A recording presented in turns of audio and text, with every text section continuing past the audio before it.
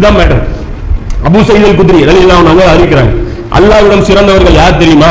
முதல் அணியில் நின்று போரிட்டு, அதாவது சஃப்ல ஃப்ரண்ட்ல நிக்கிறவங்க ரிஸ்க் ஜாஸ்தி, அவன் தான் அல்லாஹ்விடத்துல சிறந்தவன். அவர்கள் பின்னால் திரும்பி கூட பார்த்ததில்லை. அந்த அணியினர் எப்படிப்பட்டவங்க? பின்னாடி என்ன நடக்குதுன்னு கூட பார்க்கல, முன்னாடி மட்டும்தான் பார்த்திருக்காங்க. அந்நிலையில் ஷஹீதும் ஆனார்கள்.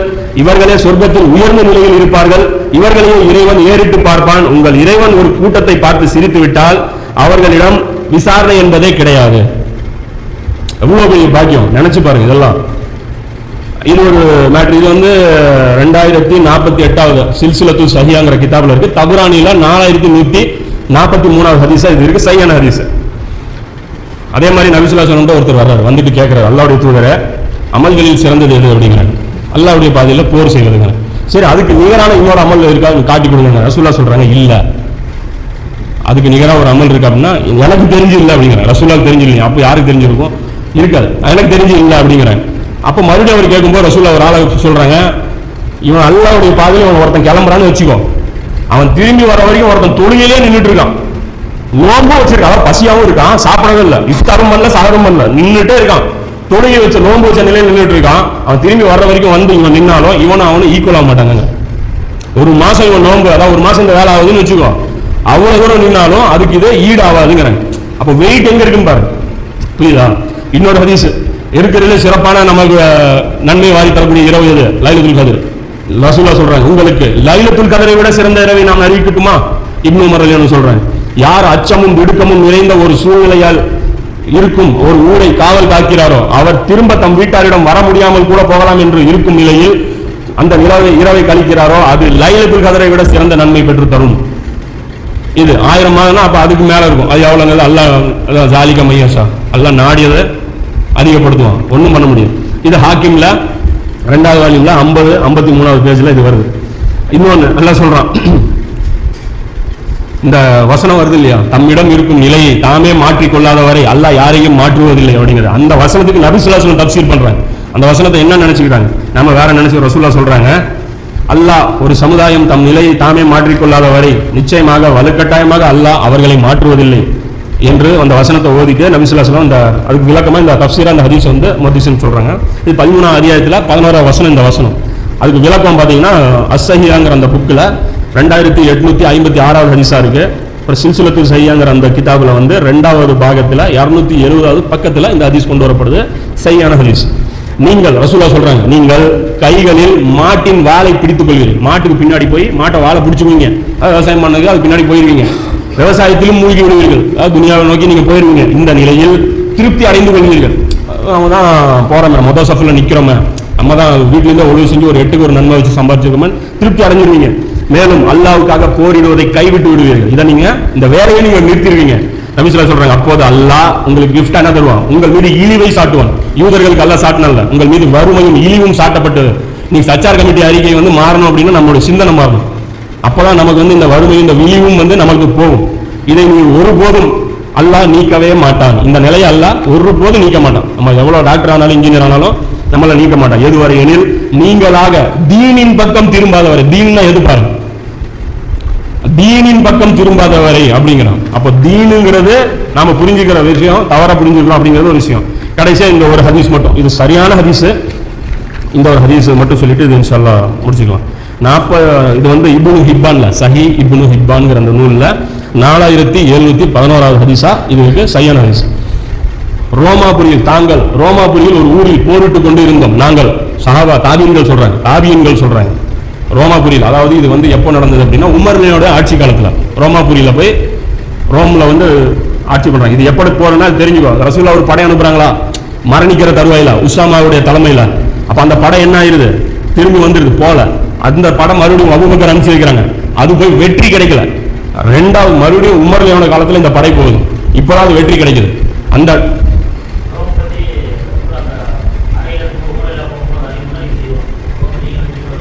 தெரியல, அது எனக்கு தெரியாது. ஹதீஸ் இன்ஷாஅல்லாஹ் அப்புறமா சொல்ல எனக்கு எங்க அது பார்த்தீங்கன்னா அந்த ஹதீஸ் வந்து பார்த்தீங்கன்னா அது அவர் போரிட்டு இருக்காங்க. அந்த டைம்ல அவங்களுக்கு அமீரா யார் இருக்காங்க? உக்குபா பின் ஆமீர் அப்படிங்கிற சஹாபி அமீரா இருக்கிறாங்க. அப்போது ஒரு பெரும்படை திடீர்னு எங்கள் முன் வந்தது. போர் நடந்துட்டு இருக்கு, திடீர்னு ஒரு பெரிய ஒரு கூட்டம் வந்துருச்சு.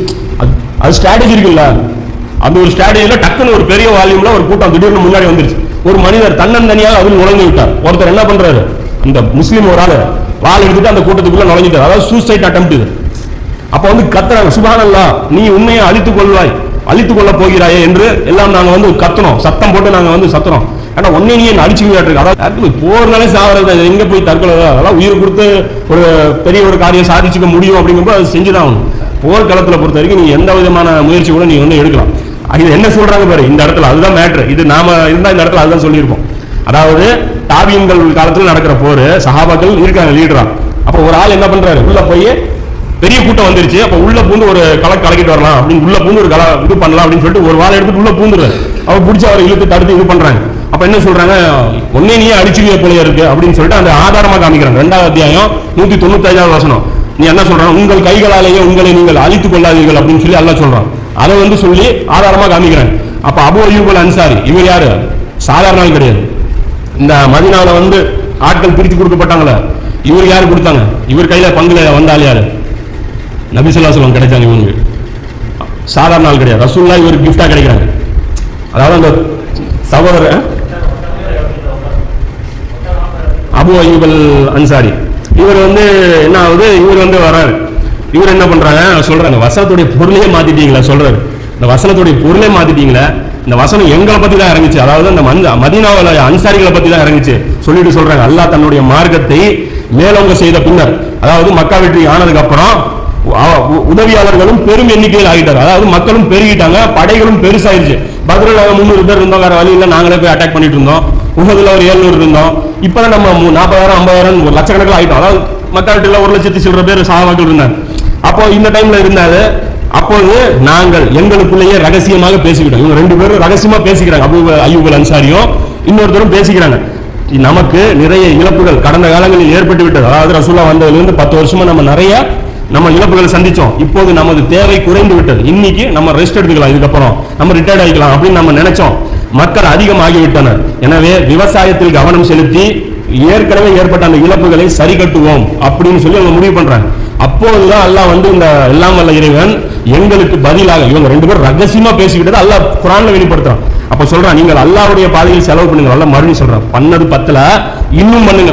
இவங்க போனதை ஈடு பண்ணலான்னு பாக்குறாங்க. அல்லாஹ் சொல்றான் 10ல இன்னும் பண்ணு, இன்னும் உங்கள் கைகள், அல்லாஹ் சொல்றான் விட்டா உங்கள் கைகளாலே உங்களை அழிவின் பக்கம் கொண்டு செல்லாதீர்கள். விவசாயத்தை அல்லாஹ் சொல்றான் அழிவுன்ட்டு. இவங்க என்ன சொல்றாங்க, எங்கள் கைகளாலே நாங்களே தற்கொலை பண்ணிவோம், போருக்கு போறது ஒரு அழிவுங்கிறாங்க. அபூ அய்யூப் அல் அன்சாரி என்ன சொல்றாங்க, துனியாவுடைய இந்த கான்சென்ட்ரேஷன் இருக்குல்ல, இதுதான் அழிவு. ரசூல் அவங்க சொல்றாங்க, இன்னும் நன்மை செய்யுங்கள், நிச்சயமாக அல்லாஹ் நன்மை செய்வரை நேசிக்கிறான் அப்படின்னு சொல்லிட்டு, அழிவு என்பது போரில் கைவிடுவது தானே தவிர போரிடுவது அல்ல அப்படிங்கிறாங்க. இவர் அழிய போலடா, இவரை பிடிச்சி நீங்க தடுத்தீங்களா, இதுதான் தப்புங்கிறாங்க. அது சொல்லிட்டு அதுக்கப்புறம் அவர் போரிட்டுட்டே இருக்கிறாங்க. கிட்டத்தட்ட அவர் யசீதுடைய ஆட்சியில் அவர் மரணிக்கிறார். யசீதுடைய தலைமையில அவர் வந்து குஸ்துந்துனியா மேல அவர் படையெடுப்புக்கு அவர் கலந்துக்கிறார். அபூ அய்யூப் வயசு பேர் வேலையை பார்க்கலான்னு செட்டில் ஆகிறது நின்னவங்க. அதுக்கப்புறம் ரசூலோட அந்த பேச்சுக்கு மரியாதை கொடுத்து அல்லாஹ் அந்த வசனம் இறங்கினதுக்கு அப்புறம் 40 வருஷம் அதுக்கப்புறம் ஜிஹாத் செய்றாங்க. அது சொல்றாங்க, எல்லா தாக்குதலையும் அவர் பேர் இருந்திருக்கு. அந்த குஸ்துந்துனியாவுடைய அந்த இதுல இருக்கு இல்லையா, எல்லா தாக்குதலையும் அபூ அய்யூப் அல் அன்சாரி 18 முறை தாக்குதல் நடத்தப்படுது. 18 முறையில எத்தனை வரைக்கும் அவர் உயிரோடு இருந்தாரோ அத்தனை வரைக்கும் அவர் அதுல கலந்துக்கிறார். அது கலந்துக்கிட்டு அது கடைசியா ஒரு இதுல வந்து மரணிக்கிறாரு. இதுதான் மேட்டர். அப்ப ரசூலுல்லாஹ்வுடைய மிஷன் என்ன, இது புரிஞ்சுக்கிட்டாதான் நம்ம கர்பலா வந்து வெயிட் கிடைக்கும். இல்ல அப்படின்னா நாம வந்து இது ஒரு வேலையே கிடையாது, இது ஒரு மேட்டரே கிடையாது. ஏதோ பள்ளிவாசல் இடிக்க போயிருந்தா அந்த டைம்ல உயிரை காப்பாத்திடலாம், பாபர் மஸ்ஜிதுக்கு குரல் கொடுத்துடலாம் அப்படிங்கிற மாதிரியான ஒரு சிந்தனை தான் நமக்கு வரும். இன்ஷா அல்லாஹ் மார்க்கத்தை உள்ளபடி விளங்கக்கூடிய மக்களாக அல்லாஹ் உங்களையும் என்னையும் மாக்கி அருள்புரிவானாக. வாக்கியத்தான் அல்ஹம்துலில்லாஹ். ஈசா நபி சொல்றாங்க, மறுபை உணர்ந்த போது அல்லாஹ் சொல்றாங்க, மறுபை உணர்ந்த போது அப்பதான் கேட்கறாங்க, இருக்கிற எல்லாம் பத்தாது, அல்லாஹ்வுக்காக உதவி செய்பவர்கள் யார், நாம ஸ்டார்ட் பண்ணலாம், இருக்கிற ஆளை வச்சு ஸ்டார்ட் பண்ணலாங்கிறாங்க. எத்து அவரோட தைரியம் பாரு எப்படிப்பட்ட ஆளுண்டு. அவரை போய் ஒரு கண்ணத்தை காட்ட சொல்லி என்ன கதி அவரை பண்ணி வச்சிருக்கு. அவர் எப்படிப்பட்ட ஆள் பாரு, 12 பேரை வச்சுக்கிட்டு அந்த வேலை செய்யறேங்கிறாரு பாரு. யாரு உலக கிலாபத்து, உலக கிலாபத்து ரசூலுல்லாஹ், உலக கிலாபத்து சாதாரண மொத்த உலகத்தை ஆட்சி பண்றது. ஒரு ஊரு வந்து ஸ்டால் ஆற வரைக்கும் அடுத்த ஊர்ல கான்சென்ட்ரேட் பண்ண பாரு. ரசூலுல்லாஹ்வுடைய சுன்னத் வந்து இதுதான். ரசூலுல்லாஹ் பாரு எங்கேயும் போல, மதீனாவுக்கு போனாங்க, ஆனா மனசெல்லாம் எங்க மக்காவை நோக்கி தான். அனுப்பப்பட்ட ஒரு ரசூல் எந்த ஊருக்கு அனுப்பப்பட்டாரோ அந்த ஊர்ல மிஷன் கம்ப்ளீட் ஆனதான் வெளியே போக முடியும். போகலைன்னா என்னையா உன் ஊர்லயே நீ பண்ண முடியல, நீ என்ன பண்ண போற? இதெல்லாம் பார்க்கணும். இன்னும் இது பத்தி பேசணும்னா குறைஞ்சது ஒரு 3000-4000 ஹதீஸ் கிடைக்க மாட்டேங்குது. இது சம்பந்தமா ஆயத்தை எடுத்தாலும் கிட்டத்தட்ட ஒரு 3000-2000 ஆயத்து கிடைக்கும். ஆயிரக்கணக்கில் சொல்றேன். எடுத்து சப்ஜெக்ட் மட்டும் பிரிச்சேன்னா அப்ப நடந்தது, அதை வலியுறுத்தி பேசினது, அது ரிலேட்டட் ஆனது எல்லாம் பேசணும்னா இவ்வளவு இருக்கு. இதுல என்ன பண்றது? கை வச்சுட்டாங்க. செகண்ட் ஆப்ஷன் கேட்டா அல்லாஹ் தரமாட்டேங்கிறான். 40 வருஷத்துக்கு நீ ஒன்றும் பண்ண முடியாதுன்ட்டான். அப்ப என்ன நெக்ஸ்ட் ஆப்ஷன் சொல்லு? இவங்களை மன்னிச்சிரு, இவங்களுக்கு அருள் புரியும்போது அருள் புரியுறேன், ஆனா வந்தா இவங்களை ஏத்துக்க சொல்லு, அப்ப அருள் புரியுறேன்ட்டான். வெயிட்டிங் லிஸ்ட்ல இருக்கிறாங்க இவங்க 2000 வருஷமா ரசூலுல்லாஹ்காக, சும்மா கிடையாது. அதனாலதான் துவா செஞ்சுட்டே இருக்காங்க, மறுபடியும் அல்லாஹ்வுடைய அருள் கீழே நம்ம வரணும்.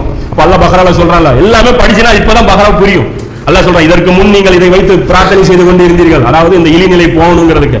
அதுக்கு முன்னாடி நீ பைபிள் எடுத்து பாருங்க, விடுதலை, அதாவது இந்த என்ன உபாகமம், நாளாகமம் இதெல்லாம் இருக்கும். அதுக்கப்புறம் ஃபிரௌன் இருந்து கூட்டு போனது பார்த்தீங்கன்னா விடுதலை பயணம்னு இருக்கும். அதுக்கப்புறம் பார்த்தீங்கன்னா புலம்பல் அப்படின்னு சொல்லிட்டு ஒரு அதிகாரம் இருக்கும். இதெல்லாம் எடுத்து படிச்சு பாருங்க, படிச்சா எல்லாம் பயங்கரமா இருக்கு ஸ்டோரி. இந்த மாட எடுத்த விஷயம் கூட பைபிள்ல எடுத்த அப்படியே இருக்கு.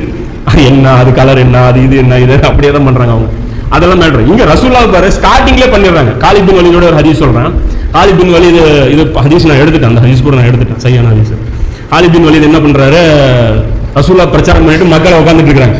அப்ப போகும்போது இவர் கிண்டலா பாக்குறாரு. ரஹீக்ல கூட இந்த ஹதீஸ் போட்டிருக்காங்க. அவர் வந்து ரசூலுல்லாஹ் வந்து பேசிட்டு இருக்காரு. அதாவது இருக்கிறதே ஒரு 4 பேர். ஒரு சின்ன பையன் அலி, என்ன வயசு 10 வயசு அலி, ஒரு அடிமை யாரு பிலால், எதை சொன்னாலும் கேட்குற ஒரு ஃப்ரெண்டு அபூ பக்கர், எது சொன்னாலும் மறுத்து பேசாத ஒரு பொண்டாட்டி, இவர் ஒரு ஆளு, இந்த மாதிரி ஒரு பிசினஸ் மேனு உஸ்மானு, இவங்களெல்லாம் வச்சுட்டு இவர் பேசுறாரு. இந்த ஹரூரியா அப்படிங்கிற ஒரு இடத்துல நம்ம போவோம், அந்த இடம் வரைக்கும் நமக்கு கிடைக்குங்க. அது எங்க இருக்கு? ரோமாபுரியுடைய என்ட்ரன்ஸ். ஹரூரியா பத்தி பேசிட்டு இருக்கேன். அப்போ வந்து காலித் பின் வலீத் பின்னாடி இஸ்லாம் சேர்த்துட்டு அப்புறம் சொல்றேன், நான் பார்த்தேன், எனக்கு சிரிப்பா வந்துச்சு. இருக்கிற 4 பேர் இவங்க உட்காந்துட்டு பேசுற பேச்சு, வெட்டி பேச சின்ன பேச பேசுவாங்களா, இருக்கிற 4 பேர் உட்காந்துட்டு ஹரூரியாகி இவங்க போவாங்களா அப்படின்ட்டு. அதுக்கப்புறம் இந்த சம்பவம் நடக்கும்போது உமர்லியாவுடைய ஆட்சி காலத்துல இவர் போறாரு. மேட்ரு என்ன தெரியுமா? படை தளபதி இவர் தான். அப்ப அவரு ஹரூரியா கிட்ட போறாரு, என்ன இடம் அப்படின்னு கேக்குறாங்க. ஹரூரியா அப்படிங்கிறாங்க. சொன்ன உடனே சொல்றாரு, அல்லாஹ்வுடைய தூதர்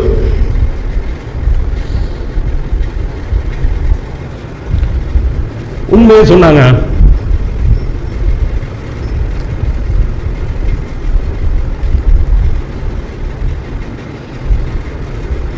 செட்டிங் எப்படி ஆகுவார் இவருக்கே அந்த ஆப்ஷன். அதே மாதிரி இவர் இன்னொருத்தர் அதே மாதிரி இருக்கு. இந்த ஹிஜ்ரத் செய்வாங்க இல்லையா, அப்போ பார்த்தீங்கன்னா ஒருத்தர் துரத்திட்டே வருவார். யார் அவர்? அவரும் அதே மாதிரி தான். எல்லாம் வந்து மேட்ச் ஆகுது. தலாயில் எடுத்தோம்னா அப்படி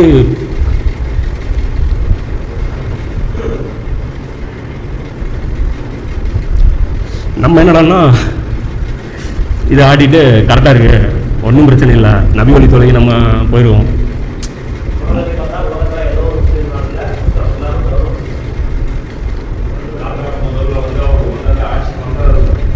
மஹதி இஸ்லாம் அதான பண்றாரு. ஃபர்ஸ்ட் வந்துட்டு இந்த இவங்களுடைய கேம் முதல்ல முடிப்பார். மஹதி இஸ்லாம் வந்து யாருக்கு எதிராக சண்டை போடுவாங்க? ஃபர்ஸ்ட் எடுத்த உடனே அமெரிக்காவையும் இஸ்ரேலையும் அடிக்க மாட்டாங்க, சவுதி தான் அடிப்பாங்க.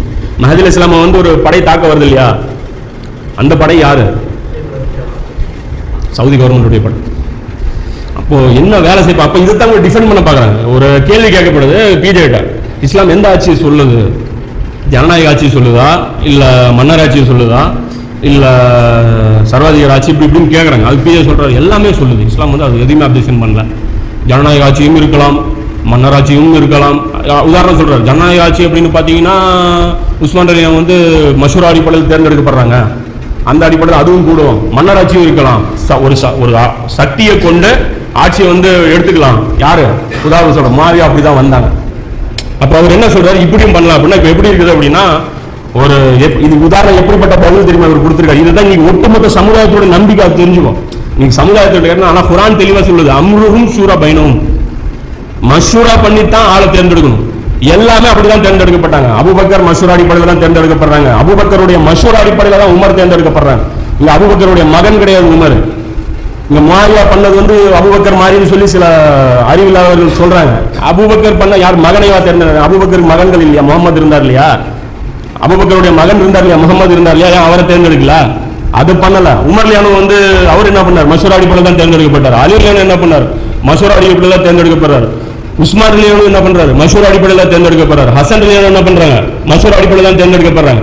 யசீதை தேர்ந்தெடுக்கும் போதுதான் ஹுசைன் லியானு சொல்றாங்க இது கிஸ்ராவுடைய சுன்னத்து, இது முகமதுடைய சுன்னத்து இல்ல. இந்த பிதத்தை நான் ஒழிப்பேன். பிதத்துனா இது மட்டும் பிதத்து கிடையாது. சபை பராத்துக்கு 15ஆம் நாள் லைட் போடுறது மட்டும் பிதத்து கிடையாது. இதுதான் பெரிய பிதத்து. குல்லு பிதத்துன் ஜலாலா அப்படிங்கிறாங்களா, இந்த பிதத்து தான் பிதத்து. இதைத்தான் சொல்றாங்க. இதை எல்லா அறிஞர்களும் சொல்றாங்க. இந்த பிதத்தை உருவாக்குனவர் முஆவியா. அப்ப இவர் அன்னைக்கு உட்கார வச்ச ஆட்கள் தான் இந்த சிஸ்டம் தான் இன்னி வரைக்கும் ரன் ஆயிட்டு இருக்கு. ரசூலுல்லாஹ்வுடைய சிஸ்டம் முடிஞ்சு போச்சு. அதுதான் மர்வான் சொல்றான், உன்னுடைய நடைமுறை எப்பயோ அது நீ சொன்ன நடைமுறை மாறி போச்சு அப்படிங்கிறான். அந்த இதுல சொல்றான் இல்லையா, அந்த மிம்பர்ல உன்னுடைய நடைமுறை மாறி போச்சு அப்படிங்கிறான். இதுதான் வந்து நம்ம கொண்டு வரணுங்கிறது தான். இப்ப மஹதி அலைஹிஸ்ஸலாம் வந்தா யாருக்கு எதிராக பேச போறாங்க? இதைத்தான் பேச போறாங்க. நம்ம சப்போர்ட் இவருக்கு தான் பண்ணி ஆகணும். நினைச்சு பாருங்க, எத்தனை காரு, லக்ஸரி காரு. இந்த உமர்லியோடைய அந்த சீரிஸ் எடுத்து பாருங்க, சுபாங்களை பார்க்க முடியல நம்மளால. அவ்வளவு உணர்ச்சி பூர்வமா இருக்கு அந்த சீரியல்.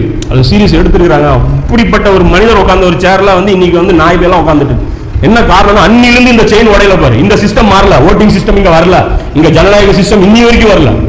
அதை சரி காண்றதுக்காக மிகப்பெரிய அளவில் இவன் ஃபண்ட் கொடுத்துட்டு இருக்கான். அதன் மூலமாவும் ஜமாத் மூலமாவும் ஸ்ப்ரெட் பண்ணி முஸ்லிம்களுக்கு இந்த விஷயமே மறக்கடிக்கப்படுது. அவன் எவ்வளவு மறக்கடிச்சாலும் இங்க புகாரி முஸ்லீம்ல ஒரு சில ஹதீஸ் படைச்சுக்கிட்டு வெளியே வருது. அவன் பார்க்கும்போது மாற்றான், மறைச்சு மறைச்சு மறைச்சு மறைச்சு கொண்டு போறாங்க. இப்ப அதுதான் இது பின்னாடி இருக்கிற கவர் வந்து இதுதான். இதெல்லாம் புரிஞ்சுக்கணும். நம்ம வந்து புரிஞ்சுக்கிட்டாதான் இப்ப நம்ம வந்து உள்ளத்தால் அவங்களோட இணைஞ்சுக்கணும்டா. நம்ம வந்து உடம்பால் நம்ம இணையிறது ரெண்டாவது விஷயம். இதுதான் மேட்ரு இருக்கிறது.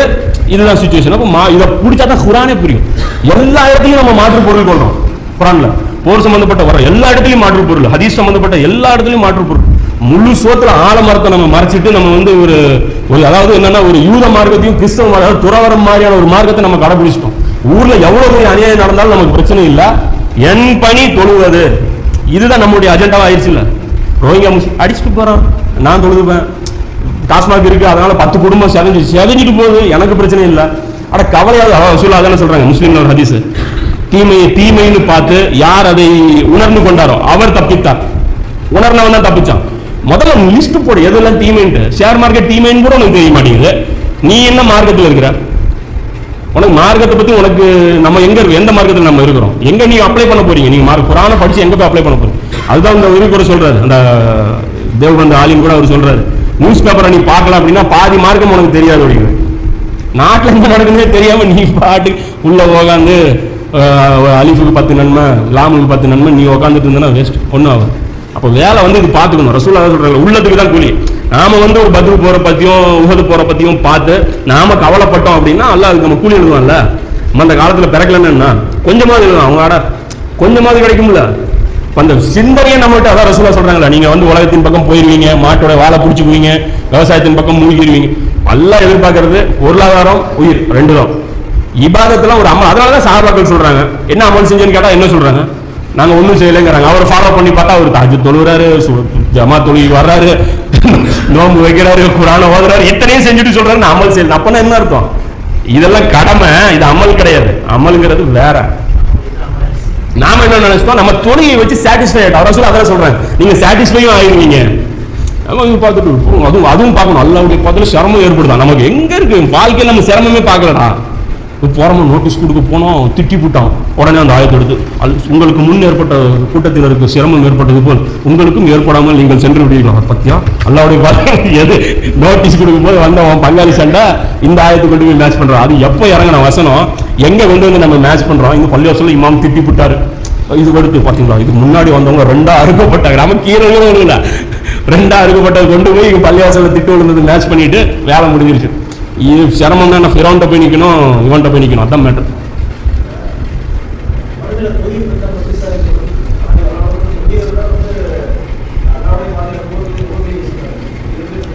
இங்கே தான் பிரச்சனை. நம்ம கரெக்டாக புரிஞ்சு தான் சொல்கிறோம்ல, தொழுகை இல்லாமல் நீங்கள் எந்த அமல் செஞ்சாலும் லிஸ்ட்டுக்கே வரமாட்டீங்க.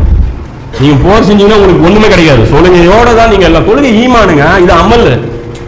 ஈமான் இருக்கணும், நம்பிக்கை கொண்டு நல்லறம் செய்யுது. தொழுகை வந்து யாரும் அமல்ல கொண்டு வரலன்னு தான் நான் சொல்லிட்டு இருக்கிறேன். தொழுகை பலவீனமான அமல் சொல்ல, தொழுகை இல்லைன்னா ஒண்ணுமே இல்லை, ஈமானே இல்லை. அப்புறம் உங்களுக்கு என்ன? தொழுகைங்கிறது அமல், ஈமான். அதை நீங்க போய் நம்ம அமல்ல செஞ்சுட்டோம். நம்பிக்கை கொண்டு நற்காரியம், நம்பிக்கை மட்டும்தான் கொண்டு இருக்கோம், நற்காரியம் செய்யவே இல்லைங்கிற. வெறும் நம்பிக்கை தான் கொண்டு இருக்கோம். நற்காரியத்துக்கு நம்ம 2வது ஸ்டெப்புக்கே நம்ம வரல. ஆனா 2வது ஸ்டெப்புக்கு வந்துட்டு ரொம்ப பெரிய சாதனை எல்லாம் பண்ணிட்டு இருக்கிறோம் நம்ம நினைச்சிட்டு இருக்கோம். அப்பதான் வந்து பாருங்க, இதெல்லாம் வந்து வெயிட் கொடுக்கக்கூடாது. உதாரணத்துக்கு ஒரு விஷயம் தெரிஞ்சுங்க, ஹதீஸ்கள் எடுத்துங்க. ஹதீஸ்கள் நம்மளுடைய சர்ச்சைகள் எல்லாமே இந்த பக்கம் தான் போகுது. ஹதீஸ் எடுத்துங்க, இப்னு மசூத் அறிவிக்கக்கூடிய சஹீஹான ஹதீஸ் இருக்கு. நபி ஸல்லல்லாஹு அலைஹி வஸல்லம் அவர்கள் தொழுகையில தக்பீர், முதல் தக்பீர்ல மட்டும்தான் கையை உயர்த்துவாங்க. கடைசி வரைக்கும் ரசூலுல்லாஹ் கையை உயர்த்த மாட்டாங்க. நாம என்ன பண்றோம், சுன்னத் ஜமாத்காரனை பிடிச்சி கிண்டல் பண்ணுறோம். நாம வந்து ஒரு சிறந்த தொழிலாளி, நீ வந்து மோசமா சஹீஹான ஹதீஸ் தானே செயல்படுத்துறான், ஏன் இப்படி கூட இருக்கலாம் இல்லையா? ஒருவேளை ரசூலுல்லாஹ் இப்படி செஞ்சாங்க அப்படி செஞ்சாங்க. ரசூலுல்லாஹ் எப்பவுமே 2 ஆப்ஷன், நிறைய ஆப்ஷன் கொடுத்துருக்காங்க. சரி, என்ன தோர்ந்துட்டு போகுது, இந்த ஒரு ஹதீஸ் மட்டும் அவன் பார்த்தா செயல்பட்டாங்க என்ன இருக்கு? இதுக்காக நம்ம சண்டை போட்டு ஒற்றுமையை சீர்குலைக்கிறோம். அப்ப பெரிய விஷயங்களுக்கு வெயிட் கொடுங்க. தர்காவை தௌஹீதுல நில்லுங்க. சொல்றது என்னன்னா, பெரிய விஷயங்கள்ல வெயிட் கொடுங்க. பிரிவினை ஏற்படுத்தாதீங்க. ஏகத்துவத்தின் பக்கம் மக்களை கொண்டுடுங்க. குர்ஆனை நோக்கி கொண்டு வாங்க. மதகுகளை உடைக்க சொல்லுங்க. சின்ன சின்ன மசாயில்கள்ல ரொம்ப வெயிட், அது சின்ன சின்ன மசாயில வெயிட் கொடுக்குறது எப்படிப்பட்டதுன்னா, மாட இருக்கிறதுக்கு சமம். தொழில் கை கட்டுறது, இங்க கட்டுறதா இங்க கட்டுறதா, தொப்புள்ள கட்டுறதா இங்க வைக்கட்டா இதா, இது கீழேயா இது மேல, ஒழுங்கு எடுத்துங்க. என்னுடைய ஒப்பீனியன், இதை வச்சு சர்ச்சை பண்ண வேண்டாம். ஒழு இருக்கு இல்லையா, அதுல பாருங்க ஃபர்ல் எது முதல்ல எடுத்தோன்னே முகம் கழுவணும், கை இது வரைக்கும் கழுவணும், மசூ செய்யணும், காலை கழுவணும், இவ்வளவுதான். அதே மாதிரி தொழுகையுடைய ஃபர்ல் எடுத்துங்க, கியாம் நிக்கிறது, ருக்கு, சுஜூது, அவ்வளவுதான். இது சீக்வன்ஸ் படி இருந்தாலே போதும், தப்பிச்சிருவாங்க. அதுல அக்யூரசி கொண்டு வரட்டும். ஹதீஸ் பார்த்து ரசூலுல்லாஹ் முடிஞ்ச வரைக்கும் நெருக்கமான தொழுகை என்னாலும் உங்களால எஃபர்ட் பண்ண முடியும் மட்டும், குறைஞ்சபட்சம் தொழுகிறவன் பார்த்து கிண்டல் பண்ணாம இருக்கணும்ல. அவன் வந்துட்டான்ல, அல்லாஹ் தான் இறைவன் வந்துட்டான்ல, அல்லாஹ்வுடைய தூதரை வந்து ஏத்துக்கிட்டான்ல, அவன்கிட்ட பிடிச்சி நோண்டு சின்ன விஷயத்தில் நோண்டி அதனால ஜென்ம பகையா வரான்ல. வரலாற்றவனும் வரல ஈட்டுறவனும் எவ்வளவு பெரிய ஃபசாது இன்னைக்கு சமுதாயத்தின் மத்தியில் இருக்கு. ஏன் அப்படின்னா, அசல் டார்கெட் நமக்கு தெரியும். நாளைக்கு ஒரு கலவரம் வருதோம் பாப்பானா, அப்ப அது பாப்பானா, வரலாற்றவன் நீட்டுறவன் பாப்பானா, எல்லாரும் சேர்ந்து பாய் வங்குங் பாய், நம்ம எல்லாம் இங்க ஓடலாமா அங்க ஓடலாமான்னு தானே பார்ப்பான். நாளைக்கு ஒரு பிரச்சனையும் வந்து என்ன பண்ணுவான், அப்ப பிரச்சனை மறப்பாலும். அது நீ இப்பவே நினைச்சுக்கணும். ஒற்றுமை வந்து ரொம்ப முக்கியமானது. ஒற்றுமை வந்து அதாவது அவன் ஆரம்பத்தில் சுன்னத் ஜமாத் கரெக்டாக தான் சொல்லியிருக்கான், ஒற்றுமை ஃபர்ல, இது சுன்னத். அவன் தான் அவனை பிடிச்சி கிண்டல் பண்ணி எங்க ஒற்றுமை ஃபர்ல, எல்லாம் சேர்ந்து அநியாயம் பண்றதா அப்படின்ட்டு சில விஷயங்கள்ல, அதாவது எல்லாத்துக்கும் கிடையாது. எல்லாரும் சேர்ந்து கந்தூரி போடலாம், அதுக்கெல்லாம் ஒற்றுமை இல்லை. அந்த இடத்துல சொன்னா பிரச்சனை வந்தா பிரச்சனையை பார்த்துக்கலாம் என்னங்கிறது. மொத்தத்தில் இதுதான் மேட்டர். அப்ப பாருங்க, குர்ஆனை நீங்க பாருங்க, அப்போ உங்களுக்கே புரியும். பஹ்ரா எடுத்து மாற்று கூடாது, அது சொல்ற மாதிரி பாருங்க. ஹதீஸ் கொடுத்து நம்ம விளக்கம் கொடுத்துறோம், அல்லாஹ்வுடைய பாதைனா வேற வேற அப்படின்னு.